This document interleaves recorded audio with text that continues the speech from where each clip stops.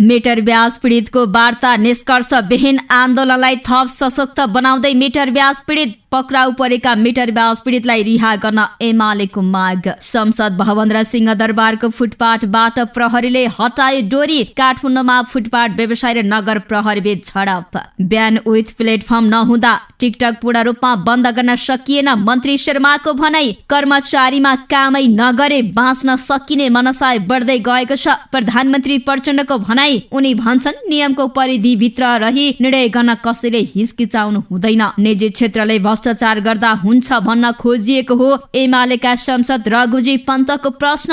गठबन्धन भत्किन नदिन प्रचण्डलाई माधवको सुझाव। विद्यालयको होस्टेलमा झुन्डिएको अवस्थामा भेटिएकी सलिनको बलात्कारपछि हत्या भएको परिवारको दाबी। 3 जनामाथि आशंका, अझै सब बुझिएन। काठमाडौँ महानगर प्रहरीद्वारा पत्रकारमाथि आक्रमण। राष्ट्रिय स्वतन्त्र पार्टी सांसद कार्कीले बोलेको शब्द रेकर्डबाट हटाइयो। राजेन्द्र महतोको आन्दोलनमा 7 दिन पुगेका जसपाका नेता सडकमै बेहोस। माछा मार्ने क्रममा बेपत्ता युवकलाई खोज्न आज सेती नदीको बाँध खोलियो। गौतम बुद्ध अन्तर्राष्ट्रिय क्रिकेट रङ्गशाला निर्माणका लागि टेन्डर आह्वान। 14 वर्षे बालिका बलात्कृत, 60 वर्षे पुरुष पक्राउ। कोशी प्रदेश नामाकरणको 1 वर्ष पुरा। काठमाडौँमा कालो दिन मनाइयो। अमेरिकी निजी कम्पनीले चन्द्रमामा पठाएको अन्तरिक्ष यानको स्पष्ट तस्बिर सार्वजनिक लगायतका समाचारहरू तपाईको माझमा प्रस्तुत गर्नेछौँ।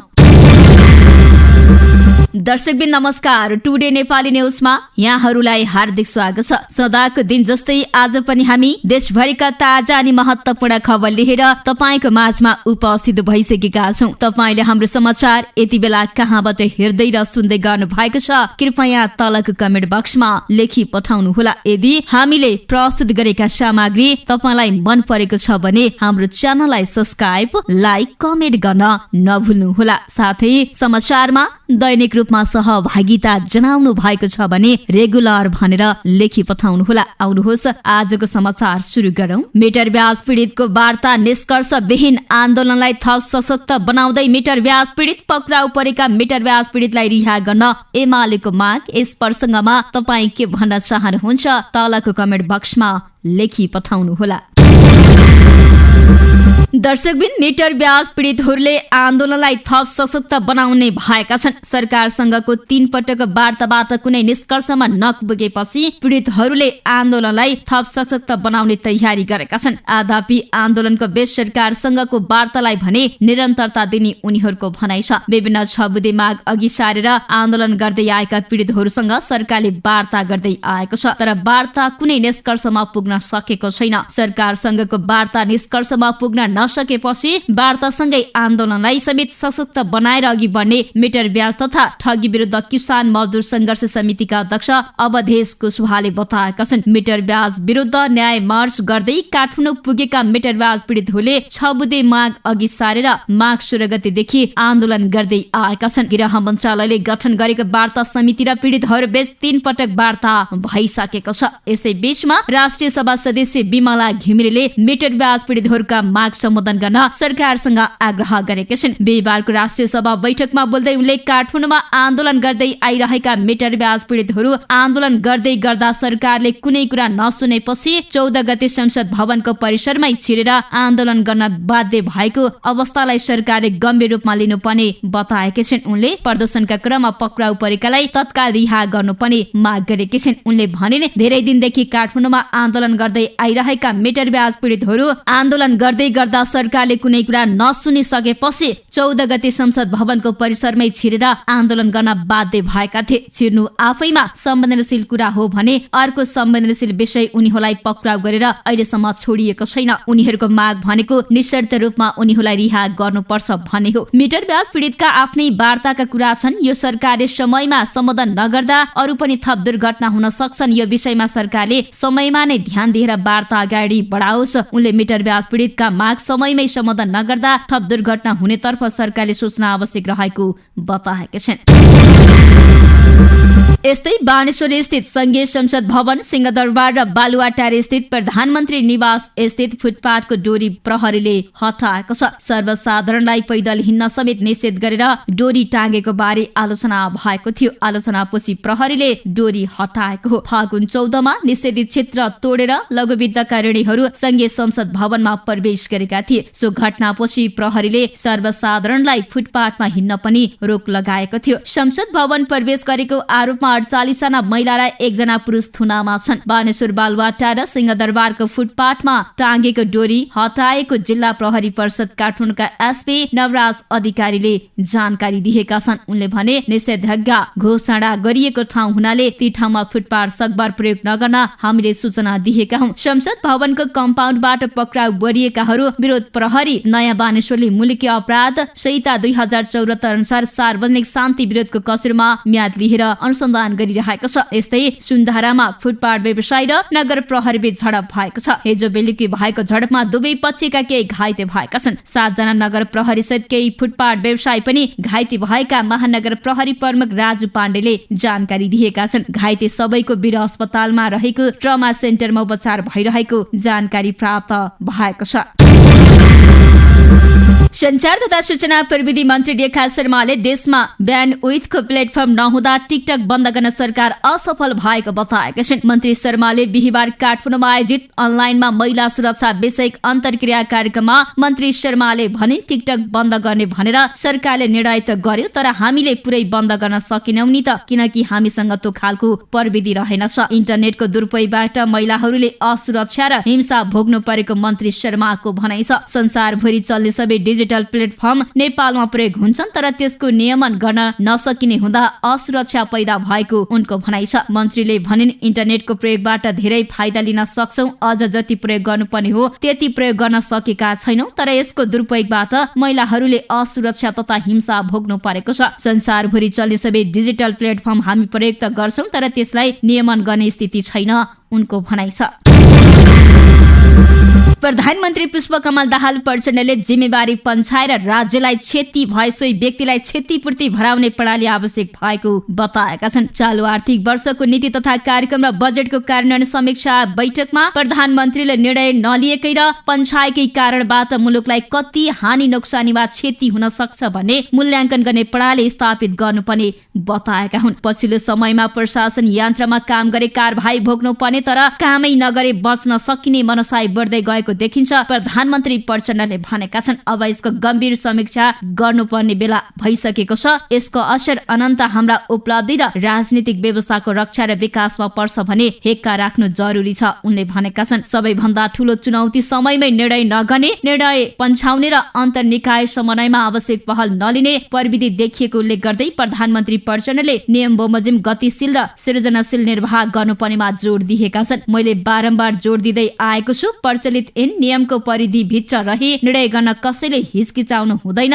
पर्दैन, प्रधानमन्त्रीले भने। कुनै पनि सार्वजनिक पदाधिकारीले असल नियतले गरेको निर्णयको बचावट गर्न र त्यस्तो कर्मचारीको संरक्षण गर्नमा सदैव प्रतिबद्ध छु, उनले भनेका छन्। तसर्थ सोही बमोजिम गतिशील र सृजनशील भूमिका निर्वाह गर्न तत्पर रहनुहोला, उनको भनाइ छ। तोकिएका लक्ष्य हासिल नहुनुका पछाडिका कारण र समस्यालाई पहिचान गरी तत्काल सुधार कार्य अघि बढाउन आग्रह गर्दै प्रधानमन्त्री प्रचण्डले समग्र प्रशासनिक संयन्त्रको कार्यान्वयन क्षमता बढाई अपेक्षित नतिजा निर्धारित समयमै हासिल गर्नुपर्ने उनको भनाइ छ। नेकपा एमालेका सांसद रघुजी पन्तले ठूला उद्योगपति र व्यवसायिक संलग्नतामा भ्रष्टाचार घटना घटेको भन्दै कारबाहीको दायरामा ल्याउनु पर्ने बताएका छन्। राज्य व्यवस्था तथा सुशासन समितिको बैठकलाई सम्बोधन गर्दै पन्तले निजी क्षेत्रलाई भ्रष्टाचारको मुद्दामा जुनसुकै देश कारबाही गर्ने गरिएको दृष्टान्त सुनाएका छन्। निजी क्षेत्रले भ्रष्टाचार गरे पनि हुन्छ भन्न खोजिएको हो, लोभाउने भ्रष्टाचारमा प्रेरित गर्ने काम निजी क्षेत्रबाट पनि हुन सक्छ, उनीहरूलाई कारबाही गर्नु हुँदैन भन्ने कुरा न्यायसङ्गत हुन्छ र उनले प्रश्न समेत गरेका छन्। वर्षौंदेखि सरकारी जग्गा कब्जा गरेर व्यापार व्यवसाय गरिएको छ। ठूला उद्योगपति तथा पैसा भएकालाई कानून नलाग्ने र पैसा नभएकालाई मात्रै कानून लाग्ने कुरा स्वीकार्य नहुने उनले बताएका छन्। यसमा व्यवसायीहरूले आफ्नो स्वार्थ मात्र हेर नहुने पन्तको भनाइरहेको छ। नेकपा एकीकृत समाजवादीका अध्यक्ष माधव कुमार नेपालले राष्ट्रिय सभा अध्यक्ष कसले लिने भन्ने विषयमा देखिएको विवादका कारण सत्ता गठबन्धन भत्किन नदिन प्रधानमन्त्री पुष्पकमल दाहाल प्रचण्डलाई आग्रह गरेका छन्। सत्तारूढ दल नेपाली कांग्रेस र सरकारको समेत नेतृत्व गरिरहेको नेकपा माओवादी केन्द्र दुवैले राष्ट्रिय सभाका अध्यक्ष तोकेपछि अध्यक्ष नेपालले प्रचण्डलाई भेटेर यस्तो सुझाव दिएका हुन्। अध्यक्ष नेपाल प्रचण्डलाई भेट्न मंगलबार बिहान उपाध्यक्ष राजेन्द्र पाण्डेसहित प्रधानमन्त्री निवास बालुवाटारमा पुगेका थिए। त्यसक्रममा राष्ट्रिय सभा अध्यक्ष बारे कांग्रेस र माओवादीले गरिरहेको दावी बारे नेताहरूबीच छलफल भएको थियो। भेटमा अध्यक्ष नेपालले राष्ट्रिय सभामा कांग्रेस र माओवादी दुवैले दावी गर्ने देखिएको छ। यसले गठबन्धनै समस्या आउने त होइन भनेर प्रचण्डसँग जिज्ञासा राखेका थिए। जवाफमा प्रधानमन्त्री प्रचण्डले पार्टीभित्र राष्ट्रिय सभाका अध्यक्ष माओवादीले छोड्न नहुने दबाव रहेको भन्दै यदि छोडेमा आगामी दिनमा संवैधानिक परिषदमा माओवादी शून्य हुने अवस्था आउने भएकाले पनि आफ्नो पार्टीले दावी गर्ने स्वाभाविक रहेको बताएका छन्। गोर्खा आजिरकोट गाउँपालिका 5 मुचोकका दिपेन्द्र पोखरेलले आफ्नी 14 वर्षीय छोरी सलिनको बलात्कारपछि हत्या भएको दावी गरेका छन्। चितवनको रत्ननगर नगरपालिका 10 स्थित एकता शिशु निकेतन स्कुलमा कक्षा 8 मा अध्ययनरत आफ्नी छोरी सालिन गत फागुन 12 गते सो स्कुलद्वारा सञ्चालित होस्टेलमा झुन्डिएको अवस्थामा भेटिएको उनले बताएका छन्। त्यहाँको वस्तु स्थिति हेर्दा उक्त घटना आत्महत्या नभएर बलात्कारपछि हत्या भएको उनको दावी छ। बिहीबार पत्रकार सम्मेलन गर्दै उनले भने लास झुन्डिएको अवस्था र त्यहाँका वातावरण र वस्तुस्थिति हेर्दा मेरी छोरीले झुन्डिएर आत्महत्या गरेको भन्ने दावी अस्वाभाविक र अपत्यारिलो देखिन्थ्यो। घटनापछि सो विद्यालयमा गई मृतकको सम्बन्धमा छलफल गर्न शिक्षक, अभिभावक, व्यवस्थापन समिति, सलिनकी रुममेट, राजनीतिक दलका प्रतिनिधि, स्थानीय सरकारका प्रतिनिधिलाई बोलाई छलफलपछि मात्र मुजुल्का गरेको भन्दा प्रहरीले स्कुल परिसरभित्रै आफ्ना भाइ हरि पोखरेललाई निर्घात कुटपिट गरेको मृतकका बाबु दिपेन्द्रले आरोप लगाएका छन्। आफू काठमाडौँमा भएका बेला उक्त घटना घटेको जानकारी विद्यालयबाट आएको र म नआइकन कुनै पनि प्रक्रिया अगाडि नबढाउन म 2 घण्टामा आइपुग्छु भनेर विद्यालय प्रशासनलाई जानकारी गराउँदा त्यहाँ पुग्दा प्रमाण नष्ट गराउने मनसायले विभिन्न क्रियाकलाप भइरहेको उनको दावी छ। आफू त्यहाँ पुग्नु भन्दा पहिले नै घटना भएको छात्रावासको ढोका फोडिएको र घटना भएको ठाउँमा सरसफाई गरिएको उनको भनाइ छ। साथै सलिनले लगाएको कपडा जुत्ता पानीमा डुबाइएको अवस्थामा आफूले फेला परेको र उक्त कुराको भिडियो फुटेज आफूसँग सुरक्षित रहेको उनले बताएका छन्। ती सबै काम प्रमाण नष्ट गर्ने उद्देश्यले भएको उनको भनाइ छ। सो घटनामा आफ्ना भाइ हरिलाई प्रहरीले निर्घात कुटपिट गरेको र बढी बोलेमा गोली हान्ने मारिदिन्छौ भनेर प्रहरीले धम्की दिएको उनले बताएका छन्। उक्त घटनामा आफूले शंकाको घेरामा रहेका विद्यालयका प्रिन्सिपल बालहरि देवकोटा, भाइस प्रिन्सिपल किरण बहादुर अधिकारी र होटल ब्राडेन कमल शर्मा पौडेल विरुद्ध किटानी जाहेरी दिएको बताएका छन्। मृतकका बाबु दिपेन्द्रले आफ्नी छोरीलाई यिनै 3 जनाले बलात्कार गरी हत्या गरेको दावी गरेका छन्। साथै विभिन्न दबावका बीच उक्त घटनामा 4 दिनपछि प्रहरीले जारी लिएको बताएका छन्। मृतक सलिनको शव त्रिभुवन शिक्षण अस्पतालमा पोस्टमार्टम गराउन आफूले शव वाहनामा लगेको र पोस्टमार्टम भए पनि शव अहिलेसम्म नबुझेको उनको भनाइ छ। समाचार संकलन गर्न पुगेका पत्रकारमाथि काठमाडौँ महानगरपालिकाको नगर प्रहरीले आक्रमण गरेको छ। नेपाल पत्रकार महासंघ प्युठान शाखाका सदस्य पदम प्रसाद पोखरेललाई समाचार संकलनका क्रममा नगर प्रहरीले आक्रमण गरेको घटनाप्रति नेपाल पत्रकार महासंघले ध्यान आकर्षण गराएको छ। महासंघ प्युठान शाखाका अनुसार फागुन 16 गते बुधबार साँझ काठमाडौँको सुनधारामा महानगर प्रहरीले सडक व्यापारीलाई बलपूर्वक हटाइरहेको थियो। सोही विषयको भिडियो खिचिरहेको अवस्थामा पत्रकार परिचय पत्र देखाउँदै पनि नगर प्रहरीले आक्रमण गर्दै पत्रकार पोखरेलको मोबाइल फोन, क्यामेरा, ल्यापटप तथा अन्य कागजात पत्रहरू जफत गरेको शाखाले जनाएको छ। नागरिकलाई सूचित गराउने जिम्मेवारी वहन गर्ने पत्रकारलाई नगर प्रहरीले गरेको यो हरकत अत्यन्त निन्दनीय र प्रेस स्वतन्त्र माथिको ज्यादती हो, महासचिव रोशन पुरीद्वारा जारी विज्ञप्तिमा भनिएको छ। राष्ट्रिय स्वतन्त्र पार्टीकी संसद चन्दा कार्कीले बोलेको शब्द संसदको रेकर्डबाट हटाइएको छ। बिहीबार प्रतिनिधि सभा अन्तर्गत रहेको राज्य व्यवस्था तथा सुशासन समितिमा उद्योग व्यवसाय तथा सम्पत्ति शुद्धिकरण विभाग लगायतसँग भएको छलफलको क्रममा उनले असंसदीय शब्द बोलेको भन्दै संसद ईश्वरी नेउपानेले सभापति रामहरि खतिवड़ाको ध्यान आकर्षण गराइन्। संसद कार्कीले बोल्ने क्रममा जब पर्यो राति तब बुढी ताती भन्ने शब्द प्रयोग गरेकी थिइन्। कार्कीले बोलेको यो शब्द रेकर्डबाट हटाइएको समिति सभापति रामहरि खतिवड़ाले बताएका छन्। राष्ट्रिय मुक्ति क्रान्ति अभियान सुरु गरेका राजेन्द्र महतोले आफ्नो अगुवाईमा काठमाडौँको निषेधित क्षेत्र तोड्ने प्रयास गरेका छन्। माइती घरमा प्रहरी र प्रदर्शनकारी बीच झडप भएको छ। महतोलाई साथ दिनका लागि उपेन्द्र यादवका नेताहरू पनि पुगेका छन्। यसैले महतोको आन्दोलनमा साथ दिन जाने उपेन्द्र पार्टी जसपा नेताहरूमा राम बच्चन यादव, ओम प्रकाश यादव र राम नरेश राय यादव छन्। माइती घरमा युवा नेता रमन पाण्डे बेहोस भएका छन्। हाम्रो भूमिका हामीलाई निषेध गर्न पाइँदैन भन्दै उनीहरू निषेधित क्षेत्र घोषणा गरिएको माइती घरतर्फ अघि बढेका थिए। यस क्रममा उनीहरूले प्रहरीसँग केही बेर घम्सी परेको थियो।